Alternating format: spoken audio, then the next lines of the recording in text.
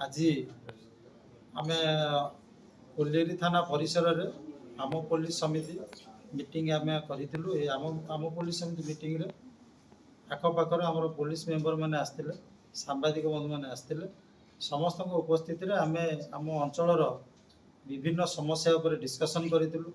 Specially traffic समस्या किंबा निशा कारबार उपर चर्चा होता। जो मैंने भी करुँच आम प्रतिश्रुति देलु पुलिस आमर अहर पेट्रोलिंग करुँची नजर रखुची। आम जमती हेले भी से धरने फाँस पकईचु धरबू। ड्रंक एंड ड्राइविंग आमर एनफोर्समेंट एक्टिविटीज बहुत जोर बढ़ी और धरा भी होची।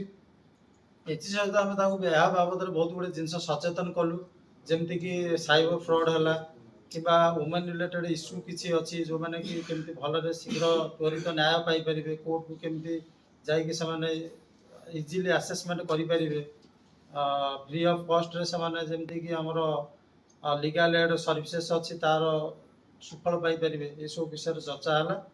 आगामी दिन में ये बाबद कौन आम के डेवलपमेंट कि कौन बाबद अग्रसर हो से बाबद आम सब्सिक्वेंटली से विषय नेक्स्ट मीटिंग रे आम चर्चा करूँ।